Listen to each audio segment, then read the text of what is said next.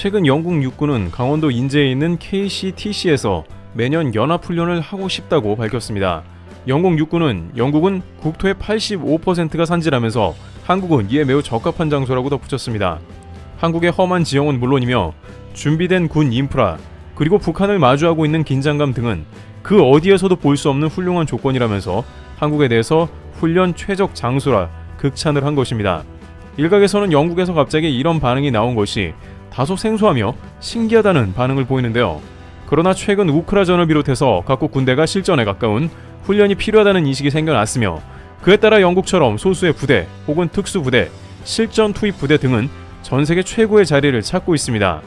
그런데 그 와중에 왜 한국이 최고 훈련지가 되고 있는지 그에 대한 각종 의견이 모아지고 있다고 합니다.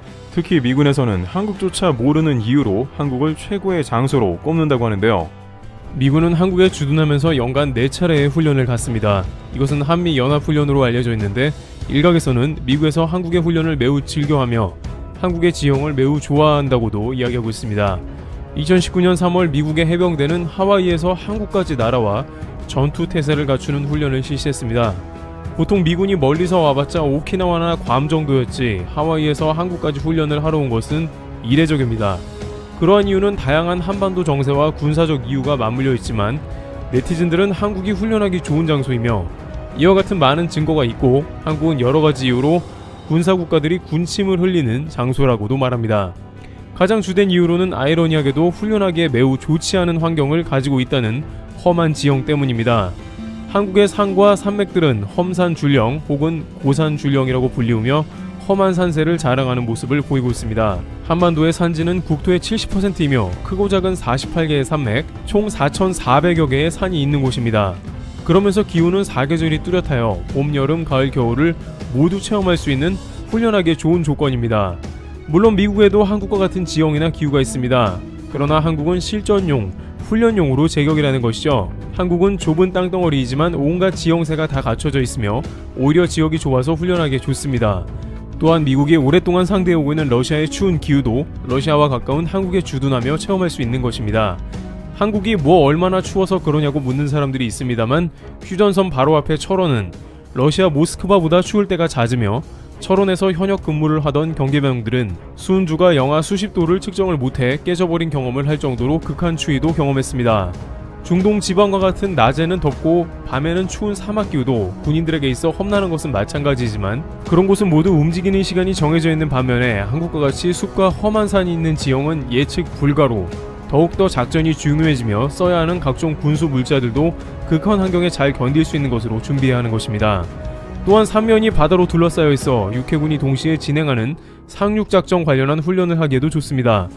2013년에 한미연합사령부는 한미 양국 해병대가 독수리 연습의 일환으로 포항 일대에서 연합 상륙훈련을 최초로 실시했습니다. 미군들은 오키나와 등에서 날아와 해안 양륙 군수 지원에 참여했습니다. 해안 양륙 군수 지원 훈련은 항만 시설이 없거나 기존 시설이 파괴된 지역에서 해안가를 통해 연료와 탄약, 각종 보급품을 실어 나르는 연습을 말합니다. 또한 공기 부양정 등을 동원해 특수부대원이 수중과 공중 등 육해공 장악 작전을 통해서 적 후방을 장악한 다음 한미 해병대가 해안에 상륙하는 작전을 한미 연합 3,500여 명이 참여해 진행하기도 했습니다.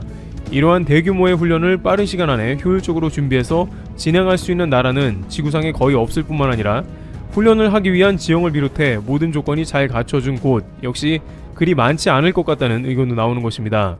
또한 오키나와가 연중 온화한 기후이기 때문에 혹시 모르는 실전 대비 차원에서 미군들은 한국의 다양한 계절을 겪으며 훈련에 참여한다는 이야기가 있을 정도로 한국은 작전 수행의 전략적 포인트로 다양하게 활용되고 있다는 것입니다. 과거 인천 상륙작전이었던 롤 모델인 포항 상륙작전을 떠올리면서 다시 한번 수복작전을 동일 장소에서 펼친 것입니다.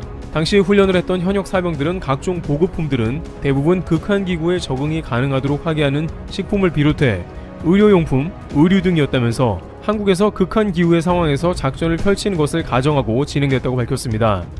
그러나 과거 6.25에서는 한국의 이런 험난한 기후가 제대로 파악이 안 되어 연합군은 크게 고생하기도 했습니다. 당시 전쟁은 3년간 진행되었기 때문에 연합군들은 한국의 지형을 제대로 고생하며 경험할 수 있었다고 합니다. 또한 산과 험지에서 겪는 사계절은 그야말로 인간의 극한 시련을 제대로 겪을 수 있게 해 크게 고생했던 것입니다. 한국에 와줬던 콜롬비아나 에티오피아 등 수많은 적도 출신 사병들은 겨울에 숨만 쉬고 있어도 힘들었을 것입니다. 프랑스의 평원은 그냥 걸어다니기만 하면 되지만 한국은 지형이 험해 등산의 연속이기도 했습니다. 미국의 한 영화 컷을 보면 이러한 장면을 묘사하기도 합니다. 한국 군인은 산을 힘들어하는 연합군에게 빨리 올라오라고 다그치면서 느리게 움직이면 위험하다는 취지의 말을 합니다. 그러자 연합군 소속 미군들은 자기들끼리 힘들어하면서 여기는 사냥이나 뛰어놀기 좋은 나라라면서 험한 한국의 산세 지형을 불평하는 모습이 나옵니다. 세계 전쟁사를 살펴보면 이렇게 계속해서 계곡이 나오면서 산을 탔던 치열했던 전투는 손에 꼽게 드물다고 전해집니다. 강원도 양구의 983 고지는 피해 능선으로 알려져 있고 6.25 당시 미군 8사령관 매튜 B 리지웨이 장군은 한미연합사단의 전략 요충지 983 고지 탈환 명령을 내렸으며 이를 위해 약 3만 발의 포탄을 소비했습니다. 여기에 백마고지 전투를 비롯해서 계속해서 산을 끊임없이 오르고 내리면서 전투가 반복이 되었던 어려운 전쟁이었죠. 실제로 한국전은 온갖 전투와 작전이 녹아들어 있었습니다. 물론 최첨단화되어 예전과는 비교가 안 되는 강력한 무기를 탑재한 군대가 존재하는 현대에는 과거보다는 육상의 전투가 절대적인 비율을 차지하지 않고 있습니다만 여전히 군인들에게 상륙작전이나 현지 적응 훈련 등을 위해서 한국은 작전 전개의 명소가 된 것인지도 모릅니다. 그런데 이러한 한국의 뚜렷한 기후 변화와 한여름과 한겨울, 극단으로 치닫는 계절 등은 오히려 한국에 있어서 각종 군수 사업을 더욱 강력하게 발전시키는 계기가 되어 전 세계의 다양한 고객들을 만족시키고 있는 모습입니다. 러시아 한 매체는 노르웨이에서 한국의 한화 디펜스의 K9 자주포를 수입해 훈련하는 관련 기사를 낸 바 있습니다. 노르웨이는 북유럽에 위치해 전반적으로 기온이 낮아 추운 겨울을 견디는 장비가 절대적으로 필요한 것입니다. 한국의 험지를 주파하며 한겨울과 여름의 극한 온도 테스팅을 훌륭히 마친 K9이 제값을 못 받을 리 없겠죠. 노르웨이 옆 동네로 북유럽의 추운 날씨를 자랑하는 핀란드 역시 한국의 K9 자주포를 운용하고 있으며 K9의 발사 장면과 무반동 메커니즘을 살펴본 군인이 흐뭇해하는 모습은 국내 네티즌들에게 잘 알려져 있습니다. 사막 지형이 있는 호주에도 K9 자주포가 1조 원 계약을 하면서 한국 군수 제품의 우수성을 입증했습니다. 호주는 앞서 자주포 사업을 계획했다가 포기했지만 노르웨이 등 다양한 국가에서 성공적으로 운용 중인 상황 등 여러가지 한국산 무기의 우수성 가운데 앞으로 대량으로 항공 무기를 수입할 것을 희망하는 것으로 전해집니다. 그뿐만 아니라 한국의 다양한 군수 물품 등은 극한 환경에서 수행되는 한국 지형의 군사작전을 모두 수행하게 되어 있어 해외에서 나름 믿고 사용할 수 있는 내구성과 전문성, 고성능을 겸비한 신뢰도가 높은 제품으로 알려져 있습니다.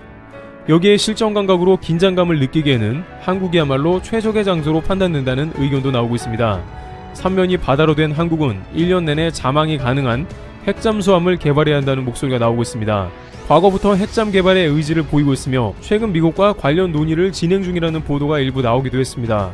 북한은 이미 잠수함을 운용 중이고 멀게는 러시아와 언제 한국을 위협할지 모르는 중국도 존재하고 있기 때문에 한국은 고성능의 핵잠을 개발하여 한국의 바다에서 다양한 공격 가능성에 대비하며 전쟁 억지력을 갖는 것이죠. 한국의 험한 지형과 기후가 내수용 군수 물자마저 견고하게 준비되어 세계적인 수준을 이끌어낸과 동시에 현재의 복잡한 지정학적 위치는 한국으로 하여금 고성능의 전투기나 미사일까지 선보이게 되는 이유가 된 것입니다. 특히 현무 미사일의 경우에는 내년부터 대략적인 양산이 계획되어 있기 때문에 전쟁 억지력을 한층 높일 것입니다. 또한 전세계 유일 휴전 상태이며 분단국인 한국은 그 자체로 긴장하며 각종 군사작전을 준비하는 상황입니다. 여전히 남북이 갈라져 있는 상황은 매우 안타까운 것으로 그 자체를 절대 좋은 일이라고 할 수는 없습니다만 전세계 유일의 분단국으로 북한을 비롯해 러시아와 중국까지 시시각각 변하는 한반도의 정세를 주시하고 있는 상황이며 한국은 이에 항상 촉각을 곤두세우고 자주국방을 비롯해 미국과의 각종 연합 작전에도 매우 공을 들이고 있습니다. 북한 역시 한미연합훈련을 가장 경계하고 있으며 이러한 작전이 일어날 때 노골적으로 불만을 표하고 있습니다.